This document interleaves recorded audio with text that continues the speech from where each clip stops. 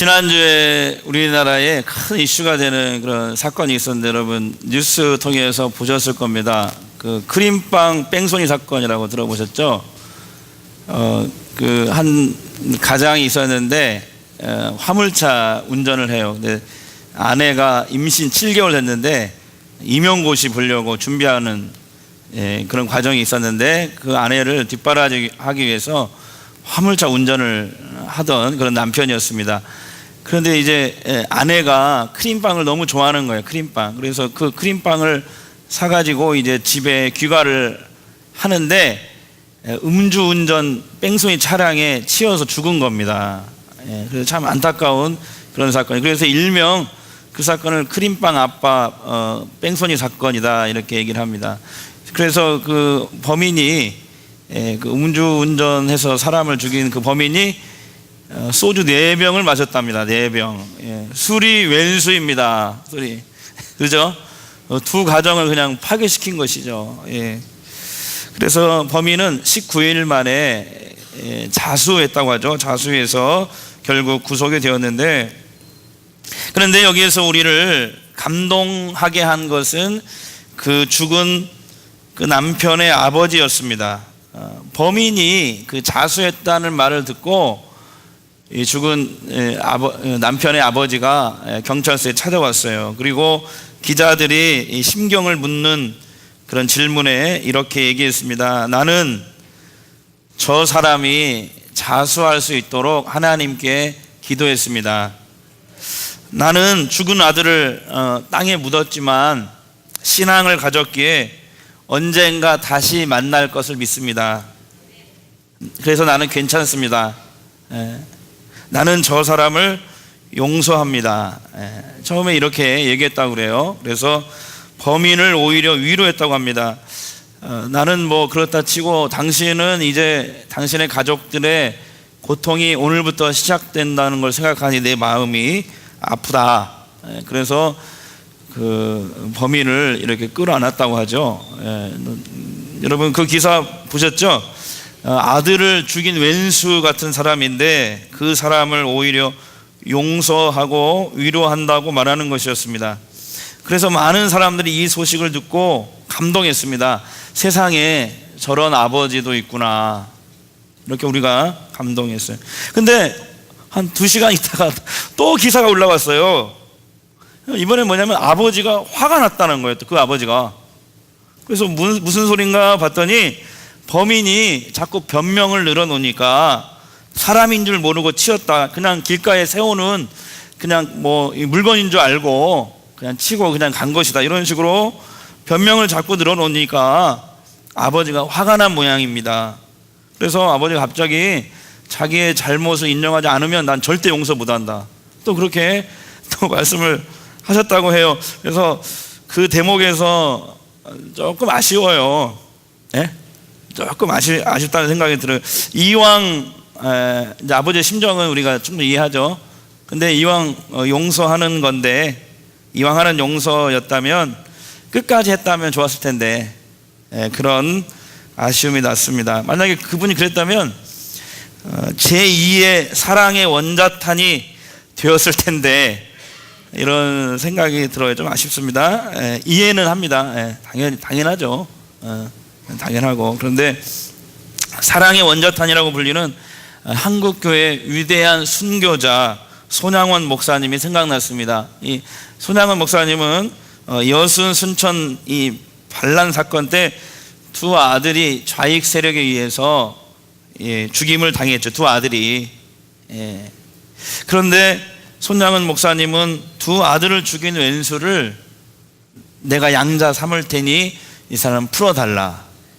그래서 사형 직전에 나라에서 감동 먹어서 그 사형수를 풀어줬다고 그래요. 그래서 손양원 목사님이 자기 두 아들을 죽인 그 왼수를 양자 삼아서 아들 삼았어요. 참 대단하죠. 그런 아버지가 있으면 우리나라에. 그래서 그분을 사랑의 원자탄이다 이렇게 부릅니다. 국내에 한 가정사역기관에서 청소년들 100명을 대상으로 이 설문조사를 했대요. 설문조사 내용은 뭐냐면은 그 아버지를 닮고 싶은지, 이게 물어봤다는 거예요. 그랬더니 33%의 학생들이, 그러니까 10명 중에 3명은 아버지를 닮고 싶다라고 응답했답니다. 뭐 왜 닮고 싶은가 물어봤더니 우리 아버지는요 근면하시고 성실하셔요. 그것 때문에 아버지를 닮고 싶다라고 얘기했답니다. 그런데 10명 중에 7명의 학생들은 자기 아버지를 이런저런 이유 때문에 닮고 싶지 않다 이렇게 응답을 한 거예요. 그래서 그 이유를 조사를 해봤더니 1위가 뭐냐면 우리 아버지가 가족들에 대해서 너무 무관심하다. 그게 제일 많이 나왔어요. 2위가 뭐냐면 화를 너무 자주 낸다 아버지가. 그 다음에 3위는 자녀를 무시하고 불신한다는 거예요. 자녀를 믿지 못한다는 거예요 아버지가. 이게 가장 많은 응답이 나왔습니다. 오늘 많은 가정들에서 아버지가 때문에 또는 가족 간 갈등 때문에 개인의 문제 때문에 아버지들이 자녀들을 제대로 돌보지 못하는 그런 실정입니다. 그 결과 자녀 양육은 거의 어머니의 몫이 되고 있거든요. 그런데 우리가 자녀를 양육하면서 아버지가 채워야 될 그 부분이 분명히 있지요. 50대 50이잖아요. 그죠? 아버지가 채워야 될 부분이 있고 또 어머니가 채워야 될 그런 부분이 있어요. 아버지는 가족들의 든든한 버팀목입니다. 가족 전체를 떠받드는 그런 기둥과 같은 역할이죠. 그래서 성경에 보면은 하나님의 태초에 천지를 창조하시고 가정을 설계하셨습니다. 그래서 하나님이 원하시는 아버지의 역할이 있어요. 아버지 역할이 있는데 오늘은 성경적인 아버지의 역할이 뭐냐 이거에 대해서 잠시 말씀을 살펴보고자 합니다. 첫 번째는 따라합시다. 자녀를 위해 기도하고 축복하는 일입니다. 자녀를 위해 기도하고 축복하는 일이라는 거예요. 그래서 오늘 성경 말씀은 믿음장이라고 불리는 그런 말씀입니다. 히브리서 11장 믿음장이라고 불리는데 믿음의 조상들이 쭉 나와요. 믿음의 조상 누구죠? 아브람, 그 다음에 이삭, 그 다음에 야곱, 뭐 요셉 이렇게 쭉 나오잖아요. 믿음의 조상들이란 말이에요 이게. 그래서 믿음의 조상들이 쭉 나오는데 뭐라고 얘기하냐면 한번 자세히 다시 한번 살펴보겠습니다. 20절 21절 보겠습니다. 시작. 믿음으로 이삭은 장차 있을 일에 대하여 야곱과 에서에게 축복하였으며 믿음으로 야곱은 죽을 때에 요셉의 각 아들에게 축복하고, 잘 보세요. 아버지 야곱이 에서에게 아버지 이삭이 자식 두 아들 야곱과 이삭에게 뭐 했다고요? 축복했고, 그 다음에 아버지 야곱이 죽을 때에 요셉과 그 아들 손자들에게 뭐 했다고요? 축복했다라는 거예요. 그래서 성경에 기록된 아버지의 역할은 뭐냐? 자녀를 위해 기도하고 축복하는 일입니다. 한번 남자들만 따라해서 볼까요? 자녀들을 위해 기도하고 축복하는 일이다. 할렐루야. 그래서 아버지는 경제적으로 사회적으로 성공도 해야 되지만 그보다 앞서 가정의 제사장으로 성공해야 됩니다. 아버지는 가정의 제사장이다. 시작. 여러분 잊지 마십시오. 아버지는 가정의 제사장이에요. 제사장의 역할이 뭐예요? 죄인을 또는 하나님을 모르는 사람을 하나님과 연결시켜주는 거, 예배를 드리는 일, 그 다음에 전도하는 일, 죄인을 하나님께로 인도하는 일, 이런 것들이 하나님과 연결시켜주는 역할, 그것이 제사장입니다. 그래서 아버지는 가정의 제사장이다. 여러분 잊지 마십시오. 그래서 예수 믿는 가정의 아버지는 무엇보다도 하나님의 말씀이, 하나님의 뜻이 그 가정에 이루어지도록, 실현되도록 노력해야 돼. 믿으십니까? 이것이 성경에서 말하는 아버지의 역할입니다. 자녀는 아버지를 보면서 하나님을 만날 수 있어야 됩니다. 아버지는 하나님께 받은 그 사랑과 은혜를 자식들에게 계속해서 흘려보내야 돼요. 믿으십니까? 그러려면 믿음의 조상들처럼 아버지가 먼저 신앙으로 살아야 돼. 믿음이 좋아야 돼. 예?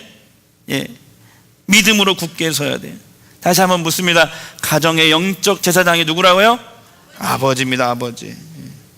여러분의 가정이 아버지를 통해서, 여러분들을 통해서, 아버지들을 통해서 신앙의 그 유산이 대대로 이어져 가기를 주의 이름으로 축복합니다. 여러분, 믿음이 내려가는 곳에 하나님의 축복이 함께 내려간다. 시작.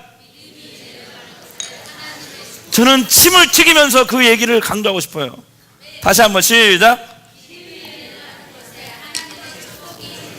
뭐라고 하는 것이 이쪽은 막 헷갈려가지고 축복이 내려온 곳에 뭐 믿음이 내려오고 어쩌고 막 다시 한번 믿음이 흘러가는 곳에 하나님의 축복도 흘러간다. 시작. 여러분 믿으십니까? 그래서 아버지가 먼저 믿음으로 살아야 돼. 믿음으로 사는 자는 하늘 위로 받겠네. 무슨 일을 만나든지 만사여 통하리라. 할렐루야. 그러니까 아버지들은 자녀들을 하나님께로 믿음으로 살 수 있도록 이렇게 바르게 인도해 주셔야 됩니다. 아버지는 자식들에게 있어서 뭐냐? 축복의 통로예요. 통로. 성경에 이렇게 보면은 하나님의 복이 이렇게 두 기관에 이렇게 임하거든요. 하나님 복은 꼭 두 기관을 통해서 내려가요. 성경에 뒤져보면 하나는 가정을 통해서 흘러갑니다. 하나님. 근데 그 가정에서 아버지를 통해서 누구에게? 자녀에게 흘러가는 거예요. 성경에 보세요. 그렇게 나와 있어요. 하나님 복이. 그 다음에 또 하나는 뭐냐면 교회. 하나님의 복이 어디를 통해 흘러간다고요? 교회를 통해. 주의 종을 통해서 성도들에게 흘러가는. 그러니까 여러분의 아버지가, 여러분 아버지들이 자녀를 축복해야 됩니다. 목사는 성도들을 축복해야 됩니다. 근데 목사도 인간이잖아요. 인간. 여러분 앞에서는 막 웃는데 나도 속상하면 집에 가서는 욕해. 그러면은 그 축복이 아니죠. 그래서 주의 종하고 관계가 좋아야 돼. 아버지, 어머니하고 관계가 좋아야 돼.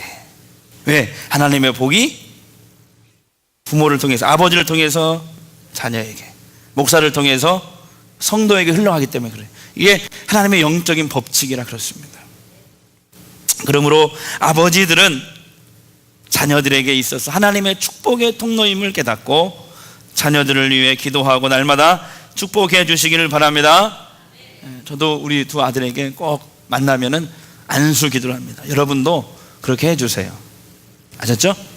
축복해 주시고 기도해 주시면 감사하겠습니다. 그 다음에 두 번째로 아버지의 역할은 뭐냐? 성경적인 아버지의 역할은 다 같이 시작. 진리의 말씀을 자녀에게 가르쳐야 됩니다. 진리의 말씀, 하나님의 말씀으로.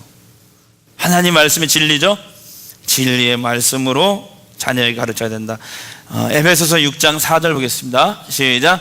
아비들아 너희 자녀를 노엽게 하지 말고 오직 주의 교훈과 훈계로 양육하라. 근데 아버지들도 감정의 동물이잖아요. 그죠?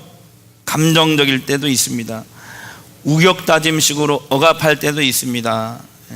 큰 소리로 호통을 치거나 어떤 반론의 여지 없이 꾸짖을 때도 많이 있습니다.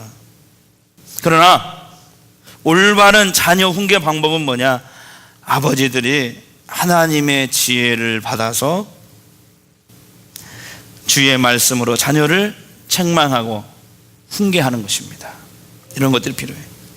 그래서 훈계할 때는 아이들의 정도에 맞춰서 해야 됩니다. 정도에 맞춰서. 자신의 노한 감정을 막 실어가지고 하면 애들 버립니다. 버려요. 특히 사춘기에 있는 아이들은 부모를 당황케 할 때가 참 많이 있습니다. 아이들이 이렇게 반항하고 자꾸 엇나가는 이유를 유명한 심리학자 프로이드는 이렇게 분석을 했습니다. 참고할 만합니다.